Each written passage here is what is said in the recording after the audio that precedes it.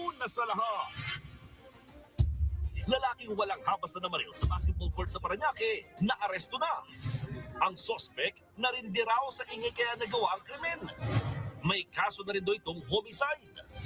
Ang iba pang detalye ng balitang yan, abangan maya-maya lang. Magandang hapon, Pilipinas. Kasama ang buong pwersa ng News 5. Ito ang Frontline Pilipinas Weekend. Mga motorista, pila-pila na sa mga gasolinahan bago pa man ang malaki ang oil price hike sa susunod na linggo. Ang ilang gasolinahan, naubusan na raw ng gasolina. 4-day work week sa ilang ahensya ng gobyerno, sisimulan na bukas. Amerika at Israel, patuloy ang palitan ng bombahan laban sa Iran. Iran, nagsorry sa mga katabing bansa na nadamay sa gulo. Nataon pa man din na Fire Prevention Month, kabi-kabilang sunog, sumiklab na naman ngayong weekend. Umatikabong basketball action. North versus South ang labanan para sa PBA All-Star Weekend. Collab ni Poca at SB19 para sa music video ng hit song nilang Visa, Kinaaliwan. Poca, nagkwento pa sa kanyang experience kasama ang grupo.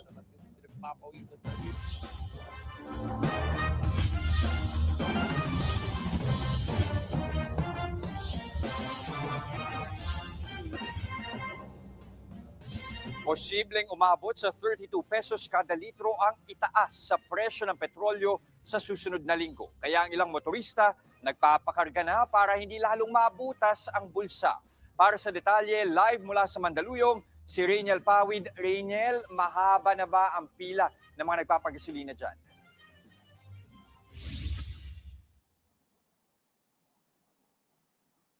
Jester, sinulit na nga ng marami nating kapatid yung pagpapagasolina ngayong linggo dahil mismong sila inaasahan na bukas ay mas marami pa nga indaragsa sa mga gasolinahan para sulitin pa yung mas mabababang presyo ng produktong petrolyo. Mga kababayan, ang Pilipinas at ang buong mundo ay kasalukuyang nakakaranas ng epekto ng giyera sa gitnang silangan. Kapag may kaguluhan sa rehiyong iyon, gumagalaw ang presyo ng langis. Ito ang paalala ni Pangulong Bongbong Marcos noong nakaraang linggo bunsod ng lumalalang tensyon sa Middle East. Dahil sa pag-atake ng Israel at Amerika sa Iran, isinara nito ang Strait of Hormuz na lagusan ng 20% ng supply ng langis sa buong mundo. Kahit malayo sa giyera, nakaamba na ang malakihang taas presyo sa petrolyo sa bansa sa darating na Martes. Kaya kahit linggo pa lang naniguro na ang delivery rider na si Jason na magpa-full tank na sa isang gasolinahan sa Mandaluyong. Ang kinitang 400 pesos sa maghapon, kalahati ang natapyas para sa gasolina. Opo sir, pinaganda ko na kasi bukas mahirap na. Pag dumagdag uli, wala nang kita, lugi na. Sa pagtataya ng mga energy expert, posibleng tumaas ng higit 7 pesos ang kada litro ng gasolina. Lampas 17 pesos naman ang inaasahang dagdag presyo sa diesel, habang higit 32 pesos naman sa kerosene. Pero ang ilang may-ari ng sasakyan gustuhin mang magpa-full tank, wala namang magawa dahil sabay-sabay ang pagtaas ng presyo ng bilihin. Si Enrique hindi raw pwedeng ibuhos ang nasa 1,000 pisong kita sa pagpapagasolina dahil marami pang ibang bayarin. Ang ginagawa namin, dasal lang. Pero yung pultang-pultang po kasi, binabasit po sa kita namin. Upang maserbisyon ang lahat, ang ilang gasolinahan bantay sarado sa mga bumibili ng bultuhan. Hindi nila pinahihintulutan ang mga nagbibitbit ng galon o anumang lalagyan. Nagpaalala naman si Energy Secretary Sharon Garin na sa Martes pa magiging epektibo ang panibagong taas presyo sa petrolyo. Kaya wala raw dapat rason ang mga gasolinahan na itaas agad ang presyo ng krudo ngayong weekend. Nakiusap ang kalihim sa publiko na i-report sa mga pulis ang sino mang abusado. Lalo't malinaw raw ang paalala ng Pangulo na bawal mag-hoard at manamantala sa presyo ng petrolyo. Huwag ninyo sanang samantalahan ang sitwasyong ito. Pinapaalala ko sa lahat na ang hoarding at ang profiteering ay labag sa batas.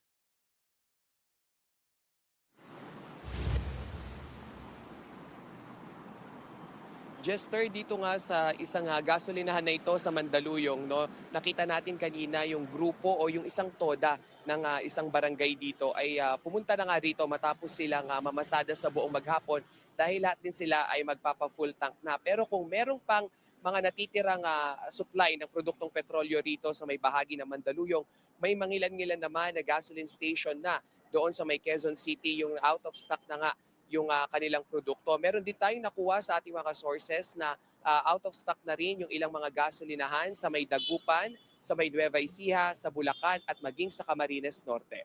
Yes, sir.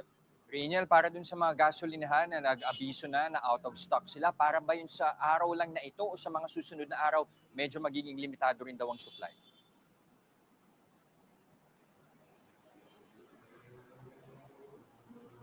Jester, yung sabi nga nila, no, yung mga nakausap natin from up north, pababa nga dito sa Central Luzon at maging dito sa NCR, sinabi nila na pansamantala lang yon, hanggang ngayong araw lang na ito yung kakulangan ng supply na yon. Pero yung tinatansya nila, Jester, ay kung aabot ba hanggang bukas nga yung supply o maging yung ilang mga oil traders ay paaabutin na ito ng Martes kung saan mas mataas na raw yung pasahan o yung bigay nga nung presyo nito. Pero muli pong paalala sa mga oil traders at sa ilang mga negosyante na nandito nga sa oil industry, nagbabala na itong Pangulo at yung Department of Energy na huwag nang i-hoard o huwag ipitin itong mga produktong petrolyo. Yes, sir. Lalo na ngayon, inaasahan nga ang pagtaas ng demand para sa gasolina. Muli, maraming salamat. Nag-uulat mula Mandaluyong, Riniel Pau. Bukas na magsisimula ang 4-day work week sa ilang ahensya ng gobyerno bilang hakbang para makatipid sa konsumo ng langis. Pribadong sektor, hinikayat na ipatupad din yan. Nasa frontline ng balitang yan, ang report na ito. Simula bukas, 4 na araw na lang kada linggo ang pasok ng mga empleyado sa ehekutibo. Yan ay kasunod ng direktiba ni Pangulong Bongbong Marcos para makatipid sa konsumo ng langis dahil sa nagbabadyang malakihang oil price hike sa gitna ng sigalot sa Middle East. Hindi kabilang sa 4-day work week ang mga nagbibigay ng emergency services gaya ng pulis, bumbero at mga tanggapan na nagbibigay ng frontline services sa publiko. Ang Metropolitan Manila Development Authority o MMDA naglabas na ng guidelines. Ang magiging pasok na raw ng mga empleyado ay mula alas 7 ng umaga hanggang alas 6 ng gabi. Rest day naman ang Biyernes, Sabado at Linggo. Pero paano naman ang mga empleyado sa pribadong sektor? Si Senator Chis Escudero hinikayat ang mga pribadong kumpanya na ipatupad din ang staggered work hour o kaya naman ang 4-day work week para naman makabawas sa transportation demand. Pati si Senator Win Gatchalian, pabor dyan, basta raw make sure that the people don't go to the mall or go outside when we implement 4-day work week. But then the tendency of people is they stay at home and they just work at home. Ayon sa Department of Labor and Employment, ginagawa naman na ang 4-day work week sa ilang kumpanya nationwide. Pero depende ito sa employer. Kung ipatutupad, dalawa ang posibleng sitwasyon. Una, pwedeng isiksik sa 4 na araw ang 40 oras na working hours. Pangalawa naman, literal lang na bawasan ng araw ang trabaho. Ang epekto nga lang yan, una po is the productivity of the establishment baka po bumaba. Kasi nga po, isang araw po na mawawala ng trabaho sa kumpanya, mga manggagawa, bababa po ang output. Yung isa naman po sa kabilang banda, makikita rin po natin na maaari pong bumaba naman ang sweldo ng mga manggagawa, especially dun sa mga daily paid workers kung mababawasan po ng isang araw. ano naman ang say ng mga kapatid nating empleyado? Sa akin po, pabor po ako din dahil sa kung minimum wage po is maganda po sa amin yan. Kasi makakatipid po kami ng... Pwede rin naman daw na work from home setup. Yes po, lalo na po yun sa may pamilya na may anak. Kasi yun, parang mas magkakaroon din ng time. Kahit na nag-work from home ka, parang nakikita mo pa rin o nakakasama mo pa rin yung mga anak mo. Ang mga tsuper kaya? Hindi po. Sa kanila kung rin kumukuha ng kita, kung bawas ang pasok nila, di merong araw na walang pasok, wala kaming ganong pasahero ngayon. Bukod sa 4-day work week, ipinag-utos na rin ng Pangulo sa lahat ng ahensya ng gobyerno na magtipid sa konsumo sa kuryente at gastos sa petrolyo. Nagbabalita mula sa Frontline, Ian Suyu, News 5. Nagkakasa ng malawakang transport strike ang grupong Piston bago matapos sa Marso bilang pagkondena sa malakihang oil price hike. Pero bago yan, magkakaroon muna ng kilos protesta ang grupo bukas sa bahagi ng East Avenue sa Quezon City. Ayon sa presidente ng Piston na si Modi Floranda, hindi sapat ang ginagawa ng gobyerno para suportahan ang sektor ng transportasyon. Lalo na raw kapag hindi napawalang bisa ang excise at value-added tax sa gasolina. Una nang sinabi ni Transport Secretary Giovanni Lopez na may nakalaan ng 2.5 billion pesos na fuel subsidy. Pero ipamamahagi ito kapag pumalo na sa $80 o higit 4,000 pesos ang kada barrel ng crudo sa world market. Ayon sa mga eksperto, posibleng tumagal ng 2 buwan ang sigalot sa Middle East na siyang nakakaapekto ng global oil market. Naaresto na ang lalaking walang habas na namaril sa basketball court sa Parañaque. Narindi raw sa ingay ang suspect kaya nagawa ang krimen. Nasa frontline ng balitang yan si JC Cosico. Walang imik ang lalaking yan matapos damputin ng mga otoridad kagabi. Siya ang suspect sa walang habas na pamamaril sa isang court sa Parañaque City. At ang krimen sa pool sa CCTV. Abalan naglalaro ng basketball ang mga lalaking yan sa isang court sa Parañaque City. Nang biglang pumasok ang suspect at namaril. Pinaputokan niya ang 2 lalaking nakaupo sa gilid ng court. Habang nagpulasan palayo sa namaril na lalaki ang iba pa. 2 ang patay habang 4 na iba pa ang sugatan sa insidente. Kabilang dyan si alias Kevin na nagtamo ng sugat sa siko. Noong time na yun po, hindi ko po siya nainda, hindi po siya masakit or anything po. Mas iniisip ko lang po na tumakbo para sa buhay namin. Nakaburol naman sa kanilang bahay sa Laguna ang isa sa mga nasawi na kinilalang si RJ Gonzalez, 29 years old.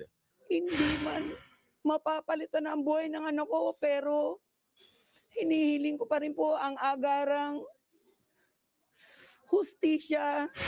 Makalipas ang 2 araw, naaresto sa follow-up operation ang 59 anyos na suspect na kinilalang si alias William. Nahuli siya sa condominium unit ng kanyang asawa sa Barangay Murwok. Tinitingnang motibo sa krimen, galit. Naiingayan daw kasi ang suspect na nasa 8th floor sa biktima sa 9th floor. Naiingayan po yung suspect dun po sa una niyang binaril. Na itong suspect po na to ay 2 beses po na po siya in the past na umakyat po sa unit ng biktima para katukit, para pagsabihan na napakaingay po nila. Napag-alaman namang may naunang warrant of arrest ang suspect sa kasong homicide. Actually po yung warrant of arrest na, service of sentence po yun.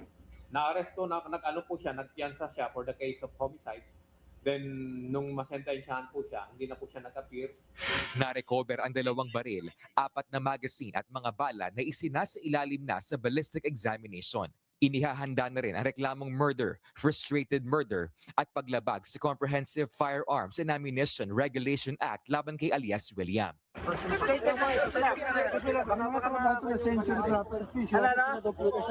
Naingayan kayo doon sa biktima?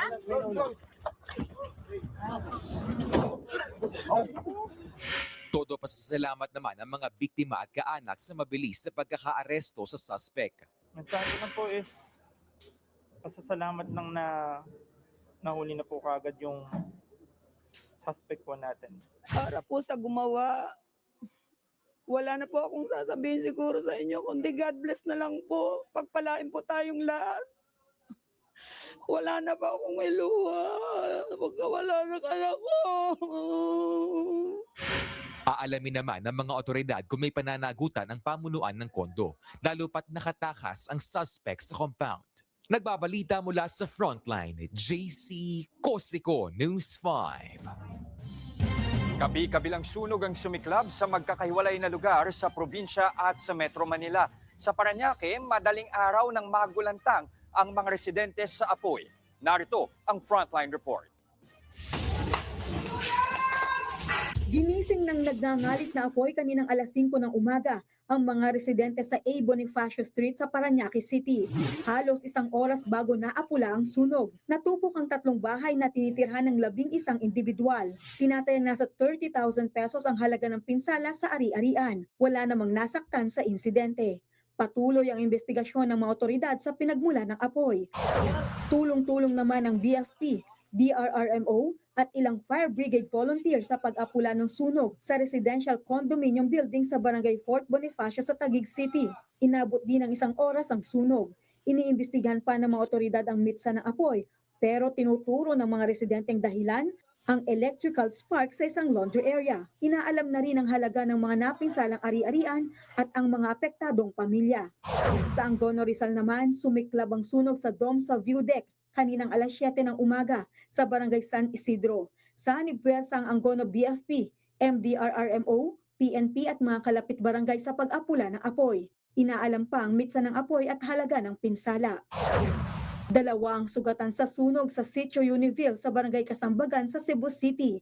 Natupok ang 52 kabahayan matapos umabot ng ika-4 na alarma ang sunog. Apektado riyan ang nasa 70 bahay o nasa mahigit 200 individual. Patuloy na iniimbestigahan. Maylin Valencia, News 5. Kinailangan mag-isolate ng aktres na si Kay Abad matapos lagnatin at magkasingaw sa bibig at lalamunan. Ang aktres tinamaan pala ng isang nakahahawang sakit. Nasa frontline ng balitang yan, si JC Cosico. As you can see, hubag kayo siya. This part, hubag kayo. Okay, daghan diri. Here, and here, here. I feel it. And here. Kapansin-pansin ang pamamaga sa bibig na aktres na si Kay Abad sa kanyang in-upload na Facebook video. Si Kay, tinamaan ng nakakahawang sakit na kung tawagin ay herpangina. Kaya ang aktres, kinailangang mag-isolate. Ano nga ba ang herpangina? Isa itong klase ng viral infection na dulot ng nakakahawang Coxsackie viruses at enteroviruses na ipapasa ito sa pamamagitan ng close contact sa taong may virus. Gaya na lang kapag natalsikan ng laway o sipon dahil sa pag-ubo o pagbahing. O di kaya direct contact sa dumi, ihi o laway ng isang taong may herpangina. Kahit sino, pwedeng magka-herpangina, pero madalas daw tinatamaan ng mga bata. Usually, ang mga ating kabataan, mahilig sila mag-explore. No? And hindi natin sila, kumbaga, nababantayan palagi. Minsan, contaminated ang kanilang mga kamay, lalo na yung mga bata na nasa mga play areas. No? Lahat yan ay kung ano yung madampian ng kanilang kamay ay nailalagay nila sa kanilang bibig. Tingin ni Kay, nakuha niya sa biyahe ang sakit. Diba nag-Manila May nung weekend. So, on the way there, I think I got it sa airport or sa plane. Noong una, nagkaroon daw siya ng lagnat, nawala ng ganang kumain, ng hina at may joint pains. Kaya inakala niyang dengue ang tumama sa kanya o HFMD o hand, foot and mouth disease. But when I showed the doctor the picture, especially my throat and the positions of kung asa ni gawas ang mga mouth sores, he said it's herpangina or herpangina. Ngayon ko lang narinig yun. Ayon sa mga eksperto, bagamat magkasintomas at magkamuka ang herpangina at HFMD, nagkakaiba ito sa lokasyon ng mga singaw o rashes. Kapag kunwari nasa bibig or may mga kasama na rin yung mga extremities, palms, yung foot area at yung ibang bahagi ng katawan, ito yung maaari nating tawagin HFMD. Walang direktang gamot para sa herpangina, pero pwedeng i-manage ang mga sintomas, gaya ng pag-inom ng gamot pag may lagnat at paggamit ng cream o gel para sa singaw. Kusa rin gumagaling ang mga may herpangina sa loob ng 5 hanggang 7 araw. Pero kung hindi bumuti ang kondisyon, magpatingin na sa doktor. Kapag hindi nangyari yon, ay pwede siya magkaroon ng superbacterial infection. At ito, kailangan ng inuman ng mga antibiotiko. Tip ni Doc kontra herpangina, ugaliin ang tamang paghugas ng kamay, pagkain ng masustansya at tamang hygiene. At kung tamaan ang sakit na ito, mag-isolate agad para di na makahawa tulad ng ginawa ni Kay. You know the feeling na kanang Nagbabalita mula sa Frontline, JC Cosico, News 5. Susunod, Amerikano ng abuso umano ng ilang menor de edad sa Cavite, nakakulong na. Higit 100 estudyante na food poison umano sa pritong manok sa feeding program. At pampaserong jeep sa QC, may Wi-Fi, QR code at CCTV.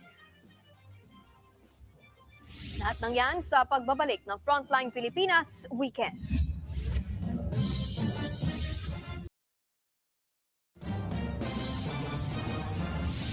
Pistado ang pang-aabuso ng isang foreigner sa ilang menor de edad sa Imus, Cavite. Ang suspect nakakulong na sa Amerika. Nasa frontline ng balitang yan, si Gio Robles. 4 na batang lalaki ang na-rescue ng mga operatiba ng NBI Human Trafficking Division sa Imus, Cavite. Sila ang mga biktima ng isang Amerikanong sex offender o pedophile na minsang tumira sa bansa. Nahuli at nakakulong na sa Amerika ang 30 anyos na sospek. Nakuha sa kanya ang malalaswang video at larawan ng mga bata na edad 10 hanggang 14 anyos lamang. Natuntun ang mga biktima sa tulong at koordinasyon ng US Federal Bureau of Investigation o FBI. Palaboy-laboy daw ang mga biktima ng makilala ng dayuhan sa bansa. So ito pong US national na ito ay nag-visit po rito sa Pilipinas at tinake advantage po niya yung kahirapan ng ating mga minor victims. Kinaibigan hanggang sa pinatira pa raw ng sospek ang mga biktima sa kanyang tinutuluyan sa isang hindi pinangalanang lugar sa Metro Manila. At dito na raw naganap ang pang-aabuso ayon sa NBI. Kapalit ng pera, iningganyo raw ng dayuhan ang mga bata na maghubad sa harap ng kamera. 1,000 piso raw ang kapalit sa bawat malalaswang larawan at video. Considering na wala nga pong source of income itong mga batang ito, so yun po, nainganyo po itong mga batang to na tumira sa kanyang bahay. At doon po nangyari ang pang-abuso. Bago bumalik sa Amerika, kinontrata pa raw ng sospek ang mga bata para magpadala ng mga sensitibong material online. Nakasuhan po natin siya ng violation ng 11930, the Anti-Sexual Abuse and Exploitation of Children and Child Sexual Abuse and Exploitation Materials. Ayon sa NBI, wala nang magulang o galing sa broken family ang karamihan sa mga biktima. Sasailalim sila sa intervention at counseling dahil sa posibleng trauma. Nasa kustodiya na sila ngayon ng Department of Social Welfare and Development o DSWD. Nagbabalita mula sa frontline. Gio Robles, News 5. Sugatan ng isang pulis matapos sagasaan ng motorsiklo sa gitna ng Oplan Galugad sa Quezon City. Ayon sa QCPD, sinita ng team leader na pulis ang rider at angkas nito dahil hindi sila naka-helmet at nakasuot lang ng shorts at tsinelas. Pero imbis na sumunod, tinakasan ng dalawa ang pulis hanggang sa masagasaan ito. Sumemplang ang motorsiklo kaya naaresto ang dalawang sospek. Dinala naman sa ospital ang pulis na nabalian sa kamay. Sa isinagawang Oplan Galugad ng pulis, 5 ang arestado dahil sa droga at illegal gambling habang 25 ang tinikitan dahil sa mga paglabag sa city ordinance. Na food poison umano ang higit 100 estudyante sa feeding program sa Pampanga. Nakaranas ng pananakit ng tiyan, pagsusuka at pagkahilo ang mga estudyante na agad isinugod sa ospital. Ayon sa ilan sa kanila, nakapansin sila ng kakaiba na amoy at kulay ng ibinigay sa kanilang pritong manok. Programa raw ni dating Pampanga 2nd District Board Member Maylene Pineda Cabiabyab ang pakain. Sa pahayag ni Cabiabyab, sinusuri na raw ngayon ang mga inihaing pagkain at naghihintay pa ng resulta ang mga otoridad. Pistado ang sa ibang balita, kung may cellphone na Pro Max, meron din daw jeep. Ang pampasaherong jeep na bumabiyahe. Samantala, sa ibang balita, pistado ho ang 3 Chinese national na nagtangkang magpuslit ng droga sa Clark International Airport. Nasabat naman ang milyong-milyong pisong halaga ng shabu na isinilit sa mga countertop na galing Amerika. Yan at iba pa sa Frontline Report na ito. Tumambad ng 119 million pesos na halaga ng shabu na nakasilid sa mga shipment ng countertop sa Port of Clark. Ayon sa mga otoridad, galing sa Las Vegas sa American shipment at dadalhin sana sa Makati City. Naharang mga kontrabando dahil sa tip na ibinigay ng PDEA at na makumpirma ito sa x-ray at physical inspection. Naharang ang 3 Chinese national na nagtangkang magpuslit ng droga sa Clark International Airport sa Pampanga. Nasabat sa kanila ang higit 69.7 million pesos na halaga ng high-grade marijuana o kush. Base sa investigasyon, galing mga dayuhan sa Bangkok, Thailand at papunta sana sa Hong Kong. Maharap sila sa reklamang paglabag sa Comprehensive Dangerous Drugs Act of 2002. Sinunog ng PDEA at PNP ang higit 7.7 million pesos na halaga ng marijuana sa Kibungan, Benguet. Nakuha ang mga ito sa 6 na magkakahiwalay na plantasyon mula sa halos 1 linggong operasyon. Walang may-ari o trabahador ng mga plantasyon ang nahuli. Sinalakay ng mga otoridad ang isang drug den sa Subic, Zambales. Kalabos ang 3 sospek, kabilang ang maintainer ng drug den. Nakumpiska ang mga drug paraphernalia, pati ang shabu na nagkakahalaga na higit 47,000 pesos. Nagbabalita mula sa frontline, Gary De Leon, News 5. Kung may cellphone na Pro Max, meron din daw jeep. Ang pampasaherong jeep na bumabiyahe sa Quezon City, merong Wi-Fi, cashless payment at CCTV. Nasa frontline ng balitang yan, Simon D. Lopez. Sa gitna ng issue tungkol sa jeepney phase-out, di pa Manuel. 25 years lang jeepney driver. Dahil Jordan Prince, Quezon City Hall. Sa unang tingin, alam mo, ordinaryong jeep lang kanyang minamaneho. Pero pagdakyat mo sa loob, ibang commuter experience ang bubungad sa'yo. Hindi lang pangbiyahe, parang moving tambayan. May Wi-Fi para sa board na commuter. May QR code payment para cashless ang bayad. May digital speedometer para siguradong safe ang takbo. Iwas huli, iwas aberya. At may push button para sa mga mahihain na ayaw sumigaw ng para po. May electric fan para sa init ng biyahe. At may YouTube music na pwede pang kontrolin ng pasahero. Pero ang pinaka nakakaintriga, ang daming CCTV. Parang nasa reality show ang biyahe mo, ha? Ito masakyan ko, yung tawag na Jeepney Pro Max na nag-viral. Makikita nyo, ito talaga, pansin na pansin ang lahat. Meron siyang CCTV. Diba sa lahat ng ano, hindi lang sa loob ng mismong jeep, pati yung gilid ng jeep, pati sa likod, sa harap, talaga may pa-CCTV para. Dito sa Jeepney Peruel, lahat ng galaw may replay. Ang tunay dahilan niya sa paglalagay ng CCTV. Para po sa para sa safety ko rin, safety ng mga pasahero, baka mamaya may natutukan na diyan. At saka syempre yung mga pangyayari sa labas hindi natin masabi. Baka mamaya biglang masagi itong sakyan at least meron akong proof panlaban sa sa investigation. Pwede rin sa mga who does not pay. Uy, bawal ang 1, 2, 3, baka bumida ka sa CCTV. Plus, iwasan mo untog dahil kitang-kita ka, oh. Teka, flex ko lang din ang alcohol niya sa mga pasahero. Goods! May pasanitize, ha? Patunay lang na minsan, hindi kailangan palitan ng jeepney culture. Sapat na ang discarding malupit ni Kuya Roel. Mondi Lopez, News 5. Susunod sa kabila ng patuloy na opensiba at pambobomba ng Israel at Amerika, bansang Iran, kaya raw palawigan ng gyera hanggang 6 na buwan. Pinay tennis sensation Alex Ayala bigong umusad sa next round ng women's doubles sa Indian Wells Open. At concert ng sex bomb sa United Arab Emirates, kanselado na. Huwag kayong bibitiw, magbabalik ang Frontline Pilipinas Weekend.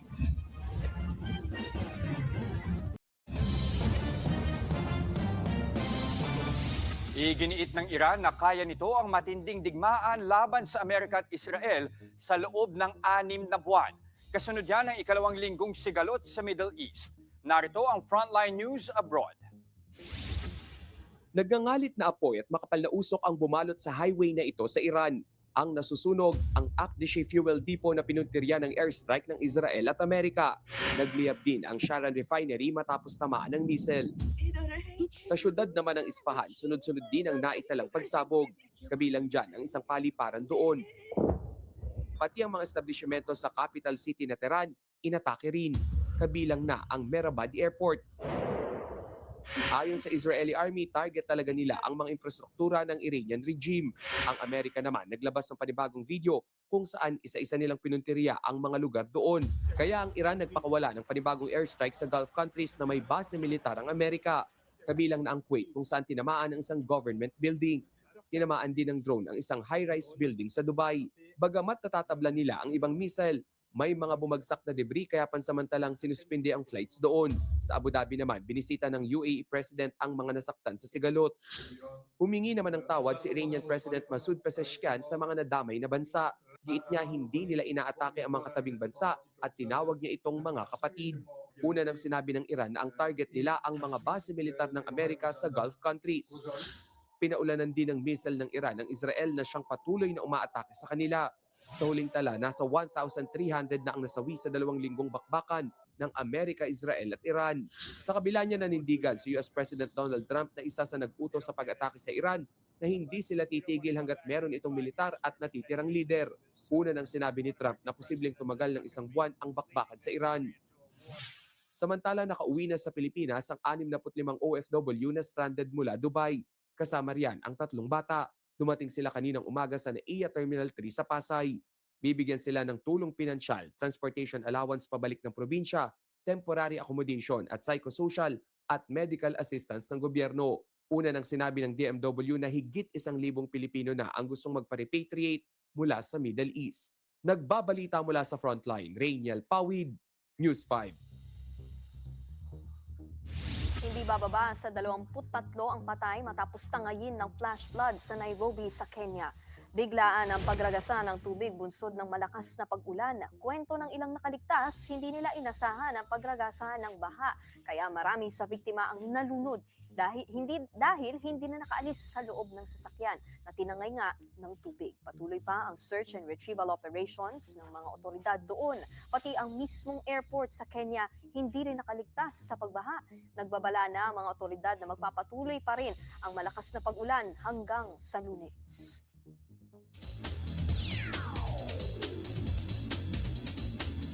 Natapos na ang kampanya ni Alex Ayala at kanyang katandem na si Iva Jovic sa tennis doubles sa Indian Wells Open. Pinataob sila ng tandem ni Yelena Ostapenko at Hailey Baptist sa round of 32 match. Final score, 2-6 at 2-6. Sa kabila ho nito, patuloy naman ang laban ng Pinay tennis ace sa singles. Nauna niyang pinataob ang Ukrainian na si Diana Yastremska. Sunod na makakalaban ni Ayala ang American na si Coco Gauff. Nasungkit ng Pinoy Olympic pole vaulter na si EJ Obiena ang ginto sa torneo sa Germany.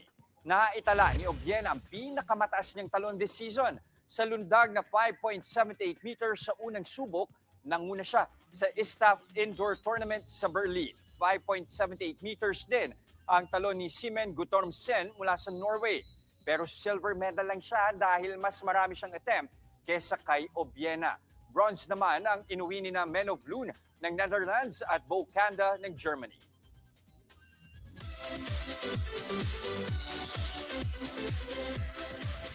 Parang pinch me moment pa rin daw para sa content creator na si Poca ang pagkasama niya sa music video ng SB19 na Visa.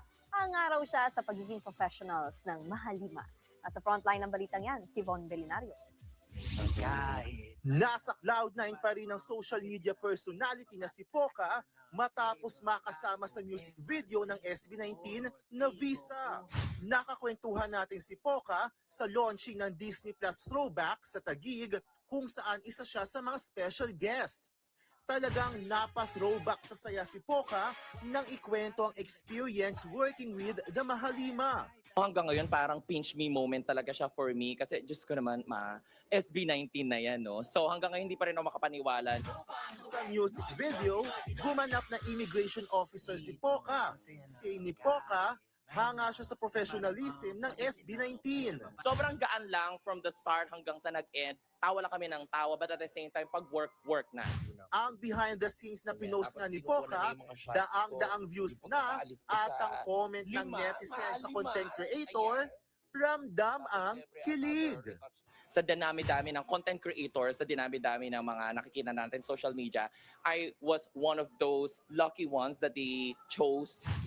Naghahanda ng SB19 para sa wakas at simula the trilogy finale concert sa SMDC Festival Grounds sa Parañaque. Nagbabalita mula sa frontline.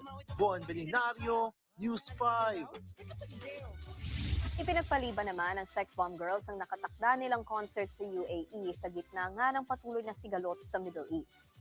Nilinaw ng leader ng grupo na si Rochelle na hindi ito cancel, kundi pause lang. Inaanunsyo daw agad nila kapag final na ang bagong schedule. For sure daw, mas bongga ang balik. Successful naman ang mga naunang Get Get Out reunion concert ng grupo at nag-anunsyo na rin sila ng Round 6 at ang planong world tour sa Australia at US. Susunod, News 5 exclusive. Lalaki binaril ang alagang aso ng kapitbahay. Nagalit daw siya dahil hindi raw nakatali ang aso. At babaeng bungangera sinaksak ng kanyang kinakasama. Tuloy-tuloy ang balitaan sa Frontline Pilipinas Weekend.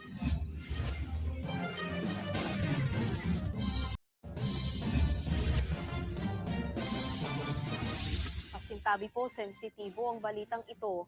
Namaril ng aso ng kapitbahay ang isang lalaki sa Bacolod, Pampanga. Nagalit ang suspect kasi hindi raw nakatali ang aso. Nasa frontline ng balitang yan, si Ian Suyu, exclusive.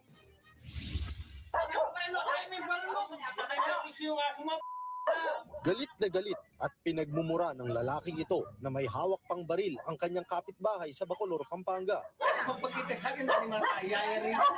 Ang lalaking yan, binaril pala ang aso ng kanilang kapitbahay. Sa video ng may-ari, tila hindi na makagalaw ang aso dahil sa tama ng bala. Tinamaan siya sa tagiliran.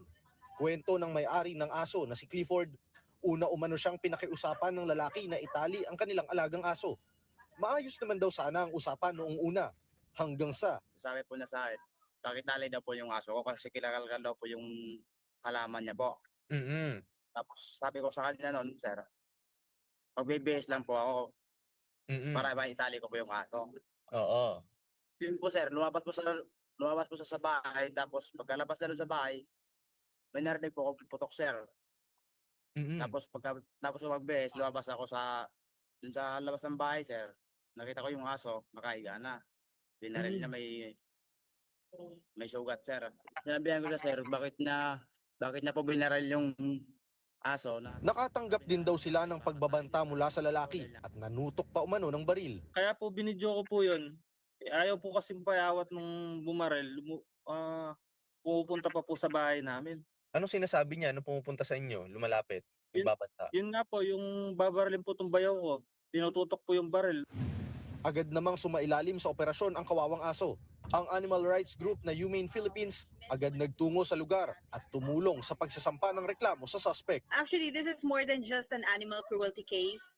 It's also grave threat. Medyo malala po yung tama eh. Dumagos po siya sa katawan. Nasa kustodiya na ng Pampanga Police ang lalaking namaril sa aso. Inaalam na kung lisensyado ba ang baril na ginamit niya. Mahaharap siya sa reklamong paglabag sa Animal Welfare Act.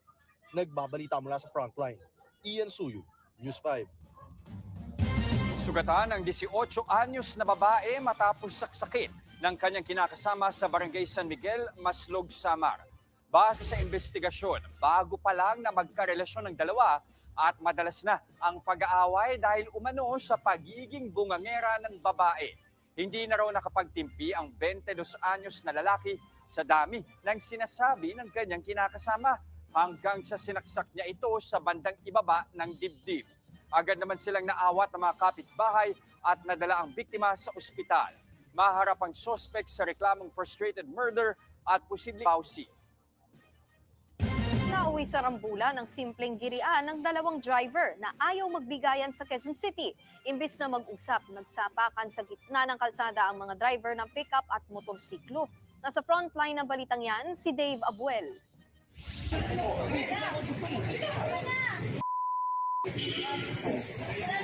Naghahamunan ng away ang pickup driver at rider na yan nang mavideohan sa kanto ng NS Amoranto at Bulusan Street sa Quezon City gabi nitong Sabado. Ang dalawa tila nagkainitan ng hindi magbigayan sa daan.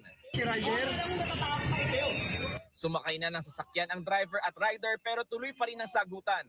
Pag-abante ng pickup, huminto ito sa kabahagyang umatras. Dito na tuluyang nagalit ang rider sa kahinampas ng helmet ang sasakyan. Ayun na guys, nagkambulan na po. Bumaba rin ang mga sakay ng pickup hanggang sa nagpang-abot ng dalawang driver at nagsapakan sa gitna ng kalsada. Sumali pa sa gulo ang kasama ng driver hanggang sa mauwi sa rumble ang eksena. Natigil lang ang suntukan nang umawat na ang ilang tambay at mga taga-barangay. Ayon sa mga otoridad, simpleng gitgitan ng miksa ng gulo. Yung motor po is hindi umaandar, tulak po siya ng isa pang motor. Bali kakanan po siya ng bulusan, yung Ford po is nakahinto po, parang binabagalan yung pagtakbo po. Kaya bumusina po yung motor, then napikon po yung driver po ng Ford. Dahil sa bugbugan, parehong nagtamo ng bukol at mga pasa ang pickup driver at ang rider. Ayon pa sa barangay, dinala nila ang mga sangkot sa gulo sa istasyon ng pulis pero nagkaarigluhan din kalaunan. Sinusubukan pa ng News 5 na mahingan ng panig ang mga sangkot sa gulo pero wala pa silang tugon. Nagbabalita mula sa Frontline, Dave Abuel, News 5. Walang kalsada, wala ring tulay. Kaya ang mga estudyante ng isang liblib na eskwelahan sa Sarangani, walang choice kundi sumuong sa ilog, papasok at pauwi. Narito ang Frontline Report. Mga estudyante ni sila sa may Flaviano Bartolaba Integrated School, one of the Parplang schools in the division of Sarangani. Malakas na agos ng ilog ang kailangang tawirin ng mga estudyante at guro araw-araw, papasok at pauwi mula sa Flaviano Bartolaba Integrated School. Isang liblib na eskwelahan sa Glan, Sarangani. Ang mga teacher, maswerte na kung makakasabay sa mga sasakyang paakyat ng bundok. Kung wala, laban na lang din sa pagsulong sa ilog.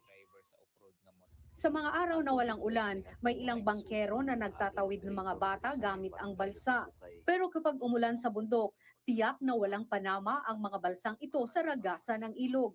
Ayon kay Teacher Brian Glenn Molina, dati ng problema ang kawalan ng kalsada o tulay sa barangay Datalbukay.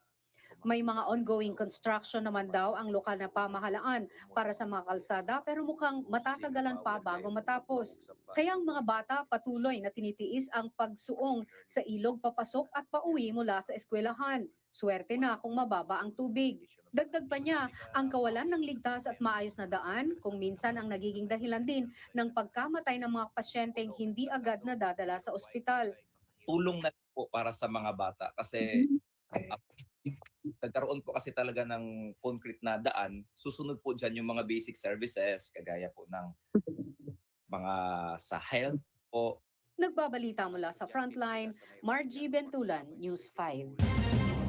Susunod, ilang personality ng PBA nakipag-team up sa fans para sa larong Shooting Stars. At mga lokal ng Tadyan, Mountain Province, nag-basketball habang nakabahag. Tuloy-tuloy ang balitaan sa Frontline Pilipinas Weekend.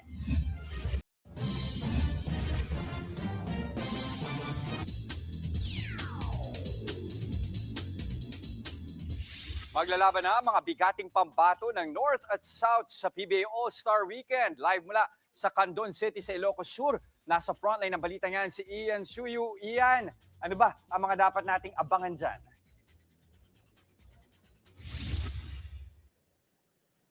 Jester, matinding pasiklaban nga ang aabangan ng mga fans dahil maya-maya lamang magsisimula na yung main game ng PBA All-Star Weekend. Dito pa rin yan sa Candon City sa Ilocos Sur. At ang tampok nga dyan ang North versus South All-Stars na mangyayari pasado alas 7 na ng gabi.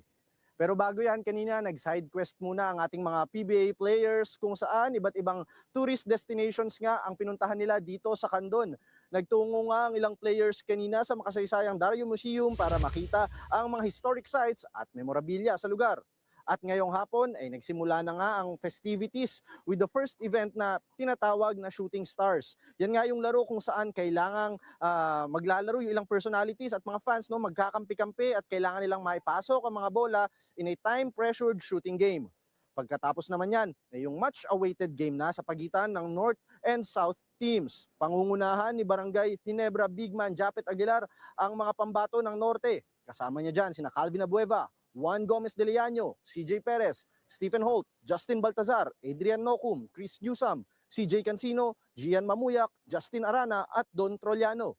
Leading the way naman para sa South All-Stars si Abay Junmar Fajardo. Dagdag mo pa dyan sina RJ Abarientos, Scotty Thompson, Calvin Oftana, Robert Bolick, RR Pugoy, JB Bayo, Santi Santillan, Alex Stockton, Kaylan Chongson, Ray Nambatak at Jericho Cruz. Coaching rivalry rin ang mapapanood ngayon dahil magsisilbing head coach ng Norte si SMB tactician Leo Austria, habang si TNT head coach Chot Reyes naman will call the shots for South team.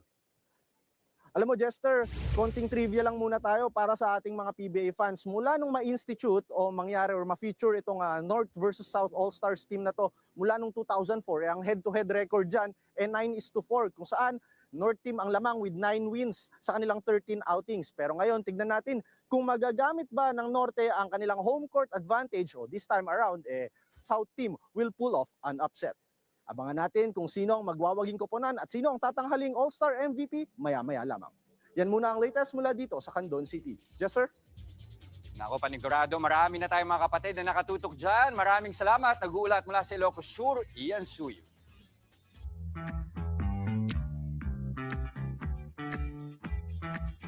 Ituloy na natin yung usapang basketball, Ayun Nikki. Pero ito, maiba tayo. Nakakita ka na ba na nagbabasketball na nakabahag? Napaka-random nung question.